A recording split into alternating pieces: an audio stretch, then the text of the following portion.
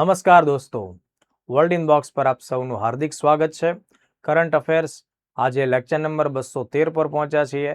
આજે આપણે જે કંઈ ચર્ચા કરીશું એ ઓગસ્ટ 2026 સાથે સંકળાયેલી હોય એવી ઘટના કે વિગતો ઉપર આપણે વાત કરવાની છે. આજે ખાસ મહત્વના ઘણા બધા અગત્યના દિવસો કે જેની સાથે સરકારના કાર્યક્રમો પણ જોડાયેલા છે એની ખૂબ પરીક્ષાલક્ષી વિગતો આપણે ચકાસવાની છે. તો આજે સૌથી પહેલા જોઈએ કેટલાક ખાસ અગત્યના દિવસો કે જેની ઉજવણી ઓગસ્ટ મહિના સાથે જોડાયેલી છે.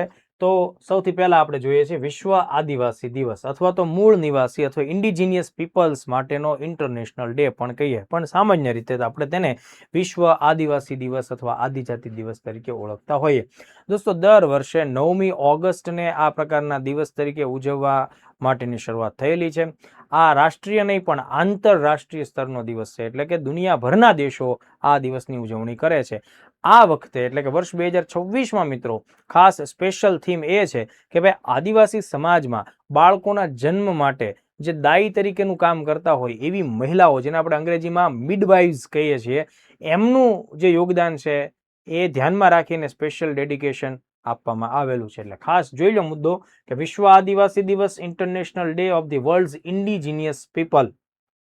સંયુક્ત રાષ્ટ્ર સંઘ દ્વારા એની ઉજવણી આંતરરાષ્ટ્રીય સ્તર ઉપર થાય છે અને વર્ષ 2026ની જે થીમ છે એ honouring indigenous midwives, safeguarding life and wellbeing, એટલે આદિજાતિ દાઈઓનું સન્માન અને એમના જીવન અને સુખાકારીનું રક્ષણ થાય એના માટે દરેક પ્રકારના સરકારોએ ખાસ ધ્યાન દેવું જોઈએ.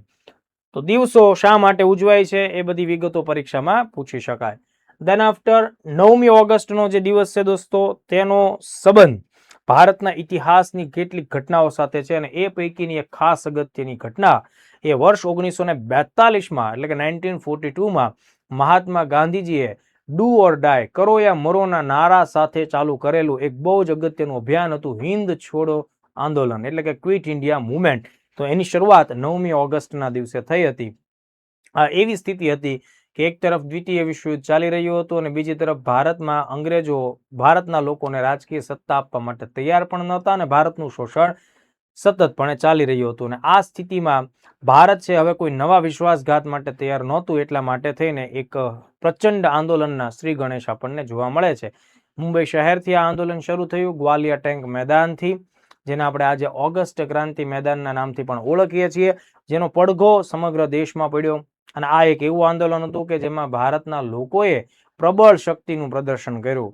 જમીનદારો, ખેડૂતો, બરાબર, વિદ્યાર્થીઓ, તમામ વર્ગ આમાં જોડાણા અને એટલા માટે જ એ સમયના વાઇસરોય લિન લિથગોએ આ બધી ઘટનાઓ જોઈ અને શબ્દ વાપરવો પડ્યો કે ભાઈ આ ઘટના છે ઓગસ્ટ ક્રાંતિ સમાન છે. એટલે હિન્દ છોડો આંદોલન દોસ્તો ખાસ મહત્વનું આંદોલન છે.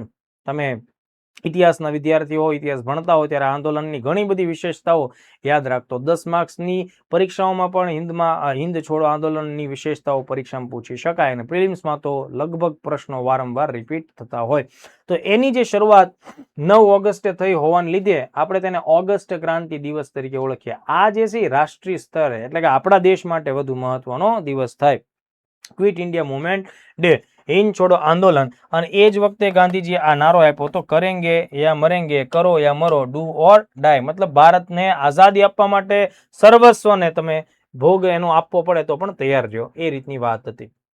એના પછીના દિવસે 10મી ઓગસ્ટને દોસ્તો બે ખાસ અગત્યના દિવસો તરીકે આપણે ઉજવીએ છીએ. આમ તો 3 અગત્યના દિવસો તરીકે ઉજવવાના થશે. એમાં સૌથી પહેલો મુદ્દો છે એ છે વિશ્વ સિંહ દિવસ. દોસ્તો, ભારતમાં એશિયાઈ સિંહની હાજરી આપણને ગુજરાતમાં જોવા મળે છે અને આફ્રિકા ખંડના દેશોમાં પણ સિંહની હાજરી જોવા મળે છે. તો જંગલની જૈવ વિવિધતાના રક્ષણ માટે સિંહોનું ખાસ મહત્વ છે. તો સિંહોને આપણે શિકારથી બચાવીએ અને એમના જીવનનું રક્ષણ કરીએ અને એમની સંખ્યામાં વધારો થાય એવો પ્રયત્ન કરીએ, એટલા માટે સામૂહિક સ્તર ઉપર 10મી ઓગસ્ટને વિશ્વ સિંહ દિવસ તરીકે ઉજવવામાં આવે છે. હવે જુઓ, એની સાથે બીજા કેટલાક મુદ્દા આપણે ધ્યાન રાખવા પડશે કે ભાઈ સિંહનું વૈજ્ઞાનિક નામ પરીક્ષામાં અગત્યનું થાય, પેન્થેરા લિયોપર્સિકા, બરાબર. અને બીજી એક ખાસ વાત કે ભાઈ સિંહ જે એશિયામાં અને આફ્રિકામાં જોવા મળે છે, એમાં આફ્રિકાના સિંહો છે એ કદની દ્રષ્ટિએ એશિયાના સિંહો કરતાં વધારે મોટું કદ ધરાવતા હોય છે અને એમનો એક નેચર હોય છે ઝુંડમાં રહેવું, પરિવાર સાથે રહેવું. જ્યારે એશિયાના સિંહો જે આપણને ગીરમાં જોવા મળે છે એ બને ત્યાં સુધી છૂટા છવાયેલા રહેવા ટેવાયેલા હોય છે. હવે પરીક્ષામાં આપણે એ બાબતને ધ્યાન રાખવું પડશે કે આ એક એવું સજીવ પ્રાણી છે મતલબ કે એપેક્સ પ્રિડેટર જેને કહી શકાય કે ભાઈ ખૂબ ઊંચા સ્તરનું એ હિંસક પ્રાણી છે અને એનો જંગલ ઉપર એનો પ્રભાવ હોય છે. જંગલમાં થોડા ઘણા સિંહ હોય તો આખા જંગલની ઇકોસિસ્ટમ જે બેલેન્સ રહેતી હોય, તો એમ છતાં એની સંખ્યા તો ઘટાડો થાય જ છે, એટલે એ ચિંતાનો મુદ્દો છે. એટલે international union for conservation of nature એટલે કે IUCN નામની જે સંસ્થા છે એ અલગ અલગ સજીવોની સંખ્યામાં વધારો કે ઘટાડો થાય એના આધાર ઉપર તેનું વર્ગીકરણ અલગ અલગ કેટેગરીમાં કરતું હોય. તો IUCN જે એશિયાઈ સિંહો છે ને એને ભયગ્રસ્ત શ્રેણીમાં મૂકેલા છે. ભયગ્રસ્ત શ્રેણીમાં એટલે આપણે તેનાથી ભય પામવાનો એવી વાત ન સમજતા, એ પોતે ભયગ્રસ્ત કન્ડિશનમાં છે એટલે એની સંખ્યા ધીમે ધીમે ઘટી છે, એટલે એન્ડેન્જર્ડ સ્થિતિમાં છે. પણ આફ્રિકાના સિંહોની સંખ્યા વધારે છે એટલે એ વનરેબલ કેટેગરીમાં છે, એટલે કે સંવેદનશીલ કેટેગરીમાં છે. એની સંખ્યામાં ઘટાડો તો થાય જ છે અથવા એને વિશેષ પ્રોટેક્શનની જરૂર છે, પણ આપણા એશિયાના સિંહો છે એ એન્ડેન્જર્ડ છે. આ વાત યાદ રાખવી જોઈએ. અને આફ્રિકાના સિંહો છે વનરેબલ કન્ડિશનમાં છે. તો આટલા ફેક્ટ આપણે ખાસ યાદ રાખીએ. હવે એવી જ રીતે 10મી ઓગસ્ટને વિશ્વ સ્તર ઉપર એક અલગ દિવસ તરીકે મનાવવામાં આવે છે. દિવસ છે એ ઉર્જા સાથે સંકળાયેલો છે, ફ્યુઅલ સાથે સંકળાયેલો છે. World biofuel day. બાયોફ્યુઅલ એટલે કે જૈવ ઈંધણ, એટલે કે વનસ્પતિમાંથી મળતું એવું તેલ કે જેનો ઉપયોગ આપણે ઈંધણના સ્ત્રોત તરીકે કરી શકીએ. ચાહે તમે ડીઝલ કે પેટ્રોલમાં તેને મિશ્રિત કરીને વાપરી શકો છો, અથવા તો એવી જ રીતે ટોટલી એના ઉપર જ ડિપેન્ડ હોય એવી રીતે મશીનને ચલાવી શકો છો. તો ઘણી બધી વનસ્પતિઓ દોસ્તો એવી હોય છે કે જેમાં ચોક્કસ પ્રકારની જૈવિક રાસાયણિક પ્રક્રિયાઓ કરવાથી એ વનસ્પતિનું તેલ ફ્યુઅલની જેમ વાપરી શકાય એવી સ્થિતિમાં આવી શકે. ઘટના એવી છે કે ભાઈ 10મી ઓગસ્ટ 1893ના દિવસે જર્મનીના એન્જિનિયર રુડોલ્ફ ડીઝલે મગફળીના તેલનો ઉપયોગ કરી અને ડીઝલ એન્જિન ચલાવી બતાવ્યું હતું. અને પછીથી ધીમે ધીમે માનવ જાતિ, વૈજ્ઞાનિક લોકો આ દિશા તરફ આગળ વધ્યા કે અચ્છા, આ પ્રકારની વનસ્પતિઓના તેલથી પણ એન્જિન ચાલે છે અને એન્જિન ઉર્જા આપે છે અને એન્જિન આપણને તાકાત આપે છે. તો પછી આપણે ટ્રેડિશનલ જે પેટ્રોલિયમ પ્રોડક્ટ છે, જેમ કે પેટ્રોલ છે, ડીઝલ છે, તો એમાં પણ આવું વનસ્પતિનું તેલ ઉમેરી શકાય કે કેમ? તો હા, ચોક્કસ વૈજ્ઞાનિક માપદંડો સાથે આપણે તેનો ઉપયોગ કરી શકીએ અને આપણે એ અત્યારના ડીઝલ એન્જિન ગણો કે પેટ્રોલ એન્જિન ગણો એ એનો ઉપયોગ કરી શકે છે. તો ધીમે ધીમે પ્રસાર દુનિયાભરમાં થવા લાગ્યો. ભારત સરકાર 2015થી એટલે છેલ્લા એક દાયકાથી પણ વધારે ટાઈમ થયો કહેવાય, 2015થી ભારત સરકારનું મિનિસ્ટ્રી ઓફ પેટ્રોલિયમ અને નેચરલ ગેસ એટલે કે પેટ્રોલિયમ અને કુદરતી વાયુ મંત્રાલય છે, તેમણે આ દિવસ રાષ્ટ્રીય સ્તર ઉપર ઉજવવાનું ચાલુ કર્યું, એટલે કે સરકારી ધારાધોરણો પ્રમાણે. બરાબર. એટલે પરીક્ષામાં તમને સવાલ આવે તો વિશ્વ જૈવ ઈંધણ દિવસ છે તો એની તારીખ આપણે યાદ રાખીએ 10મી ઓગસ્ટ. સંદર્ભ કયો? 1893માં. વ્યક્તિ કોણ? તો કે સર રુડોલ્ફ ડીઝલ, જેને ડીઝલ એન્જિનની શોધ કરી. બરાબર. તો આ એક બહુ જ અગત્યની બાબત થઈ, કારણ કે પેટ્રોલિયમ ફ્યુઅલ છે એની જગ્યાએ તમે જેટલું બાયોફ્યુઅલ વાપરીશો તો એનાથી કાર્બનનું ઉત્સર્જન અમુક અંશે ઘટશે, પર્યાવરણને નુકસાની ઓછી થશે, પેટ્રોલિયમ ઉપરની આપણી નિર્ભરતા પણ ઘટશે. એટલે આપણા દેશમાં અત્યારે ઓલરેડી E20 સ્ટાન્ડર્ડ એ લાગુ થયેલા છે. E20 નો મતલબ શું થાય કે પેટ્રોલમાં આપણે 20% ઇથેનોલ ઉમેરીએ છીએ. આ ઇથેનોલ એટલે શું? જૈવ ઈંધણ. ઇથેનોલ એટલે બાયોફ્યુઅલ જે વનસ્પતિમાંથી પ્રાપ્ત કરીએ છીએ. એટલે આનો મતલબ એમ થાય કે ભાઈ આપણે જે પેટ્રોલ પુરાવા જઈએ છીએ એમાં 800 ml પેટ્રોલ હશે, પેટ્રોલનું બીજું નામ ગેસોલિન પણ છે, અને 200 ml આલ્કોહોલ હશે. બરાબર. તો આ આલ્કોહોલ છે 200 ml હશે. એટલે આ રીતે એનું કોમ્બિનેશન અત્યારે આપણે વાપરી રહ્યા છીએ. ચલો આનાથી પણ આગળ વધીએ. બીજો એક ખાસ અગત્યનો દિવસ છે 10મી ઓગસ્ટના દિવસે આપણે રાષ્ટ્રીય કૃમિનાશક દિવસ, એક બહુ અગત્યનો સ્વાસ્થ્ય સાથે સંકળાયેલો દિવસ છે અને આની ઉજવણી ભારતમાં થાય છે, એટલે રાષ્ટ્રીય સ્તરનો દિવસ છે, આંતરરાષ્ટ્રીય દિવસ નથી. કૃમિ એટલે એવા નાના નાના પરજીવી, જેને જીવાત પણ તમે કહી શકો, કે જે બાળકો પોતે પોતાની રમત દરમિયાન કે કોઈ પણ રીતે પોતાના મોંમાં નાખતા હોય, પેટ સુધી જતા હોય, અને પેટમાં પછી એ બધા જે કૃમિ, જે નાના જીવો છે વિકાસ પામે, આંતરડામાં રહી અને ત્યાં વધારે ગ્રોથ પામે, અને એના લીધે શું થાય કે બાળકોના સ્વાસ્થ્ય અંગે ઘણા બધા પ્રશ્નો થાય. ઘણા બધા બાળકો નાનપણમાં સતત એને પેટના દુખાવાની સમસ્યા રહેતી હોય, ગમે તેટલો ખોરાક ખાતા હોય પણ એમાં બોડીમાં એનું પોતાનું વજન ન વધતું હોય, કારણ કે અંદરની જીવાતો જે છે, પેટમાં રહેલી જીવાતો એ જ બધો ખોરાક ખાઈ જતી હોય. ખાસ કરીને માટી વગેરે જ્યારે બાળકો રમતા હોય ત્યારે આ પ્રકારના પ્રશ્નો ખૂબ વધારે આવે. એટલા માટે ભારત સરકારે આ કૃમિ નાશ થાય એના માટે જનજાગૃતિ અભિયાનો ચલાવ્યા છે. વિવિધ પ્રકારના ઉપચારો, સારવાર, દવાઓ પણ થાય છે.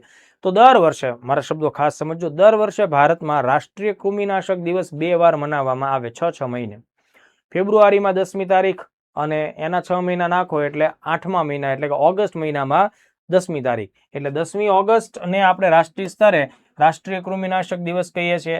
તો માત્ર અહીંયા જ કહીએ છીએ એવું નથી, ફેબ્રુઆરીમાં પણ આપણે આ દિવસની ઉજવણી કરીએ છીએ. બરાબર? તો બાળ સ્વાસ્થ્ય માટે જરૂરી. અને બીજી એક ખાસ વાત કે આ જે દિવસ મનાવીએ છીએ કૃમિનાશક દિવસમાં કોની ઉપર ફોકસ કરવામાં આવે છે? તો કે બાળકોથી લઈને કિશોરો, તરુણો સુધી એની રેન્જ છે. એટલે 1 વર્ષથી લઈને 19 વર્ષના બાળકો, આ ધ્યાને રાખજો.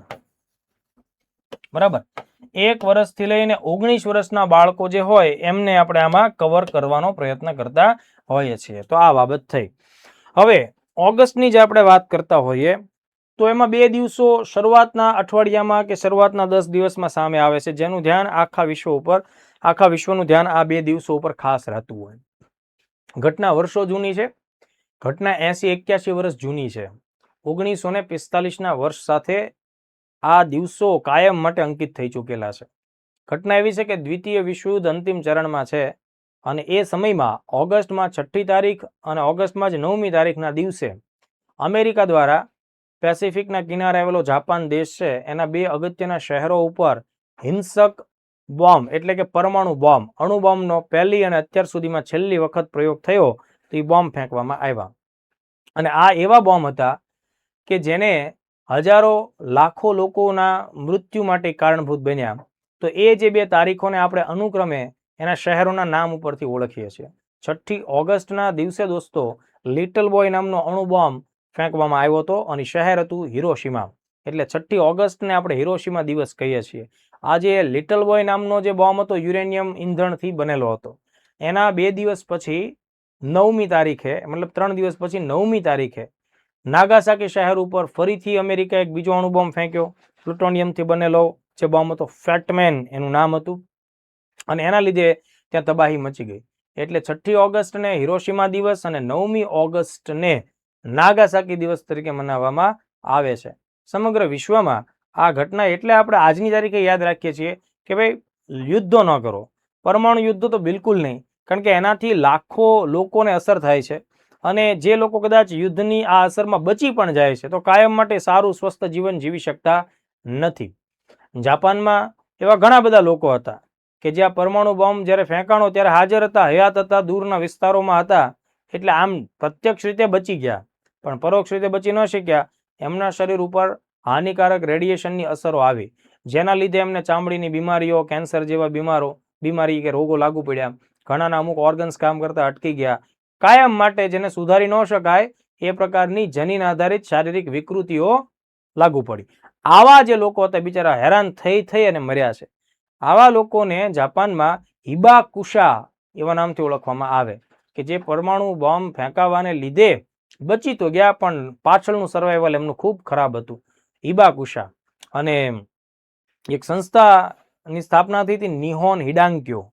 નિહોન હિડાંક્યો નામની સંસ્થા છે એ આવા હિબાકુશા પ્રકારના જેટલા લોકો છે એમની સારવાર કરવી, એમને સારું જીવન આપવું, એમના અધિકારોની માંગણી કરવી, એના માટેનું એક વન કાઇન્ડ ઓફ ઓર્ગેનાઇઝેશન છે નિહોન હિડાંક્યો, જેને 1 કે 2 વર્ષ પહેલા, મતલબ ગયા નહીં એને આગલા વર્ષોમાં 24માં નોબેલ શાંતિ પુરસ્કાર પણ નિહોન હિડાંક્યોને મળેલો છે. તો આ બધા ફેક્ટ્સ આપણે ખાસ ધ્યાન રાખવા પડે.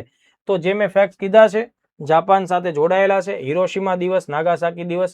તો હિરોશિમા દિવસ ક્યારે મનાવવામાં આવે? 6મી ઓગસ્ટ. વર્ષ મેં જણાવ્યું છે 45.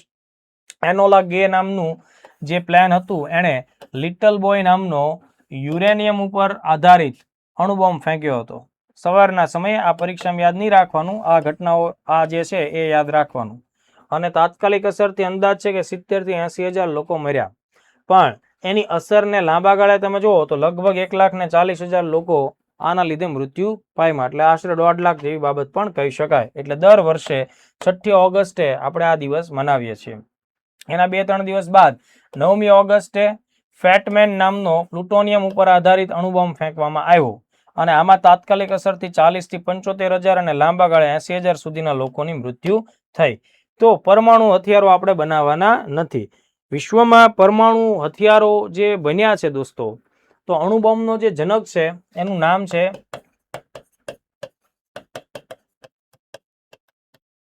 રોબર્ટ ઓપનહેમર. બરાબર, અણુબોમ્બ હથિયાર બનાવનારો જે વ્યક્તિ છે એનું નામ છે રોબર્ટ ઓપનહેમર. આ પરમાણુ બોમ્બનો સંશોધક વ્યક્તિ કહેવાય. તો ઓપનહેમરે જ્યારે અણુબોમ્બ બનાવ્યો ત્યારે એને એમ લાગ્યું કે મેં દુનિયામાં બહુ જ એક્સ્ટ્રા ઓર્ડિનરી શોધ કરી લીધી. પણ પછી જ્યારે એના પ્રયોગો થયા એટલે એ માણસને એટલો પસ્તાવો થયો કે લગભગ દુનિયામાં એના જેટલો પસ્તાવો કોઈને નહીં થયો. જેમ સમ્રાટ અશોકે કેમ કલિંગ જીતી લીધું, કલિંગ જીત્યા પછી જોયું કે ભાઈ ઓહો, હજારો માણસોને મેં મોતને ઘાટ ઉતારી દીધા, એટલે એના પસ્તાવાનો કોઈ પારાવાર પાર જ નથી. એટલે તો એણે યુદ્ધ છોડીને ધર્મની નીતિ અપનાવી. એટલે કલિંગમાં અશોક જીતી તો ગયો પણ એનો હાથમાં હારી ગયો. એમ રોબર્ટ ઓપનહેમરે પરમાણુ બોમ્બ બનાવીને એવું તો સાબિત કરી બતાવ્યું કે ભાઈ માણસ જાત અપૂર્વ, અદ્ભુત, અભૂતપૂર્વ શક્તિ ધરાવી શકે છે. પણ એનો પ્રયોગ જ્યારે થયો એટલે આ ભાઈથી પછી ભેગું થયું નહીં. એટલે આ બધી એની સાથે ફિલોસોફિકલ લેંગ્વેજ જોડાયેલી છે બાબતો. ઠીક છે, તમે ફેક્ટ્સ ઉપર ફોકસ કરજો. શા માટે ઉજવાય બધી વાત થઈ. હિબાકુશા આ શબ્દનો મિનિંગ ખબર હોવી જોઈએ. પરમાણુ બોમ્બની અસર હેઠળ જીવતા લોકો, બરાબર, જે અસરગ્રસ્ત થયા છે એને હિબાકુશા કહેવાય. એટલે આવા પણ પ્રશ્નો રેર કેસમાં આવી શકે, તો એ પણ થોડું ધ્યાન રાખવું. મેં જે સંસ્થાનું નામ આપ્યું છે એનું નામ છે નિહોન હિડાંક્યો. આ કોના માટે કામ કરે? હિબાકુશા માટે. આને શું મળ્યું છે? Nobel price. નોબેલ પ્રાઇઝ કઈ બાબત માટે? શાંતિ માટે. બરાબર, ક્યારે મળ્યું છે? 2024માં.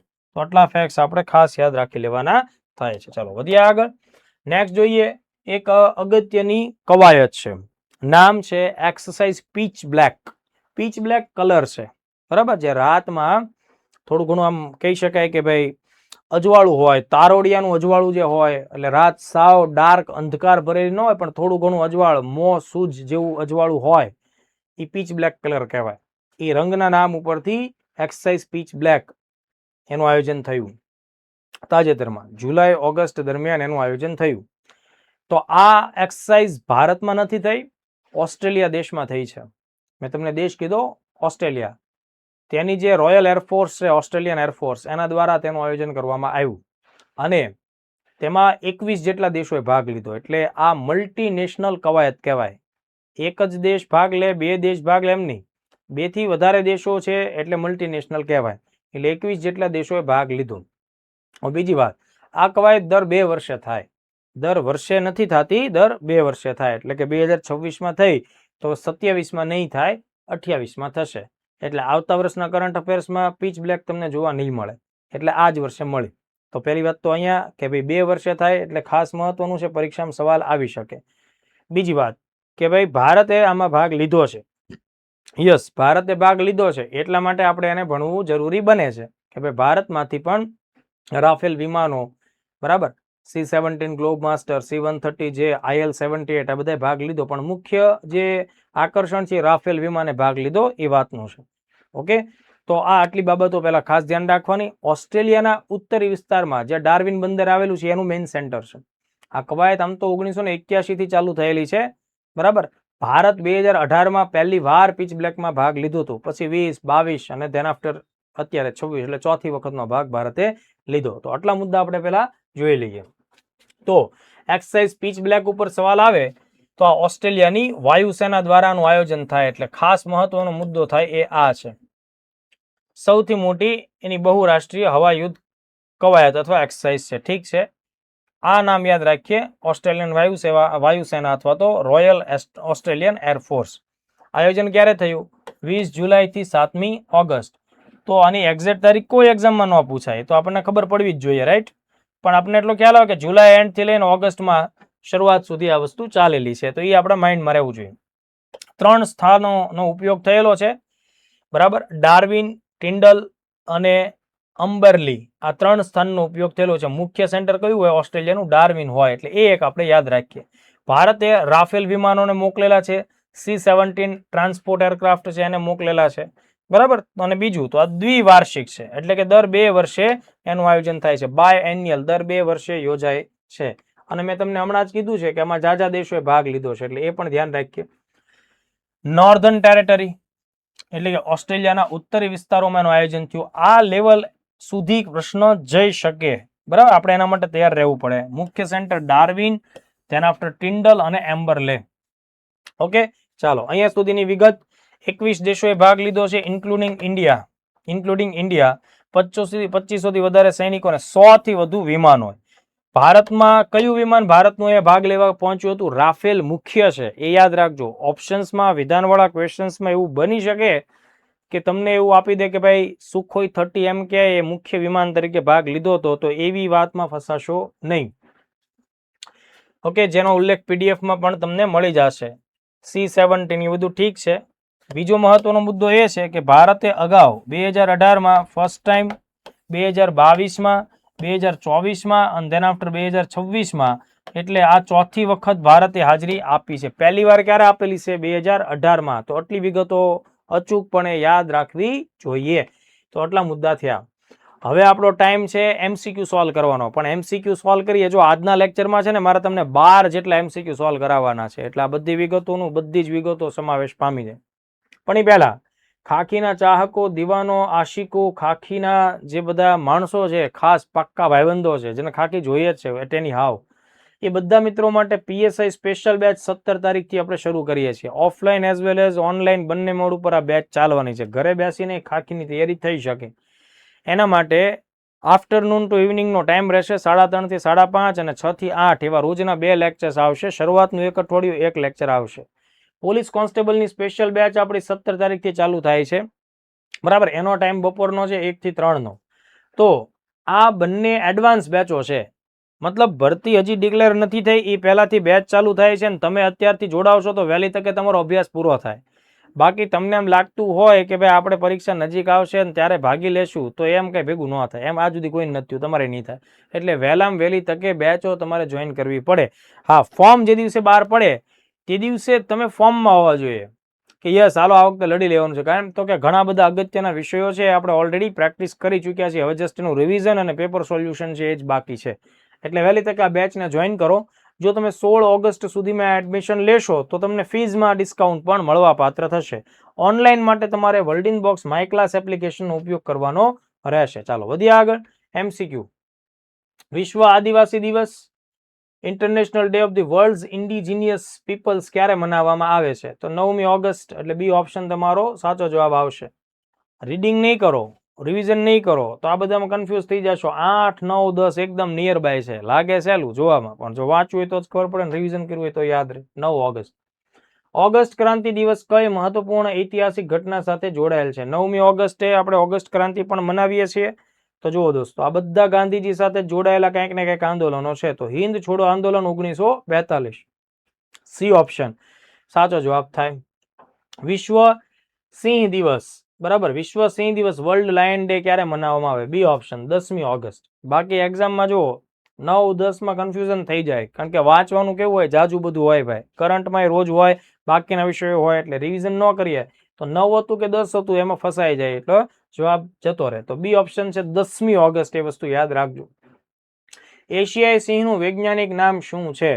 બરાબર, પેન્થેરા લિયો પાર્સિકા. એ આપણે ધ્યાન રાખવાનું છે. રાષ્ટ્રીય કૃમિનાશક દિવસ, બરાબર, ડીવોર્મિંગ ડે કઈ 2 તારીખે ઉજવવામાં આવે છે? પહેલા તો 10 તારીખ છે, આપણને ખ્યાલ હોય. ફેબ્રુઆરી ને ઓગસ્ટ, બી ઓપ્શન. 6 મહિનાનો ડિફરન્સ રહે છે, એટલે 10 ફેબ્રુઆરી અને 10મી ઓગસ્ટ. અત્યારે 10 ઓગસ્ટ એની ઉજવણી થઈ, ધેટ્સ વાય આપણે એને ચર્ચામાં લીધું. નેક્સ્ટ ક્વેશ્ચન જોઈએ. રાષ્ટ્રીય કૃમિનાશક દિવસ અંતર્ગત કઈ વય જૂથના બાળકો અને કિશોરોને કૃમિ મુક્ત કરવાનો લક્ષ્યાંક રાખવામાં આવ્યો છે? હવે જુઓ, આ પ્રકારના ઓપ્શન્સ આપણે વાંચવું અને ભણવું હોય તો જ કોન્ફિડન્સથી ટીક મારી શકીએ. બાકી તો એમ થાય કે ભાઈ બાળકો છે 1 થી 5 વર્ષ ટીક મારી દો. સી ઓપ્શન 1 થી 19 વર્ષ. બરાબર, આ વાતને આપણે ધ્યાને રાખીએ. બીજા વિશ્વયુદ્ધ દરમિયાન પરમાણુ બોમ્બ હુમલાથી બચી ગયેલા લોકોને કયા નામથી ઓળખવામાં આવે છે? જોઈ લો. ઓપ્શન્સ તમારી પાસે છે. હિબાકુશા યાદ રાખજો, બાકી એ બધા ઓપ્શન્સ કોમન જ લાગશે, એટલે હિબાકુશા આપણે યાદ રાખીએ. બી ઓપ્શન. 6 ઓગસ્ટ 1945 ના રોજ હિરોશીમા ઉપર ફેંકવામાં આવેલા અણુબોમ્બનું નામ શું હતું? હવે આવો સવાલ પણ આવી શકે. તો હિરોશીમા પહેલું શહેર હતું જેની પર અણુબોમ્બ ફેંકવામાં આવ્યો, એનું નામ હતું લિટલ બોય. લિટલ બોયે બહુ મોટો ધડાકો કર્યો. લિટલ બોયે કામકાજ બહુ મોટા પાયે કર્યું. 1,40,000 લોકોની ડેથ થયા લિટલ બોય, જે યુરેનિયમ ઉપર આધારિત બોમ્બ હતો. તો બોમ્બના નામ પણ પૂછી શકાય. એવો જ ક્વેશ્ચન જોઈ લઈએ.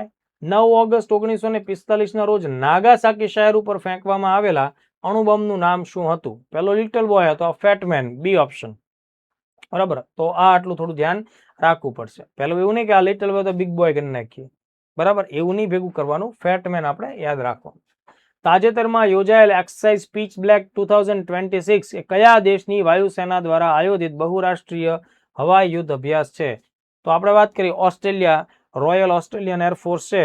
બરાબર, તો અહીંયા B option Royal Australian Air Force એ આપણો સાચો જવાબ આવે. ઓપ્શનમાં જો તમને યુએસ છે, બ્રિટન છે અને ફ્રેન્ચ એટલે કે ફ્રાન્સ દેશ છે, પણ આપણો ઓપ્શન ઓસ્ટ્રેલિયા તરફ હોવો જોઈએ. એક્સરસાઇઝ પીચ બ્લેક 2026માં ભારતીય વાયુસેનાએ કયા મુખ્ય લડાયક વિમાન સાથે ભાગ લીધો હતો? તો રાફેલ, સી ઓપ્શન આવશે. આ બધા જ અત્યારે ઓલરેડી કાર્યરત છે. રાફેલ આપણો સાચો આન્સર આવશે.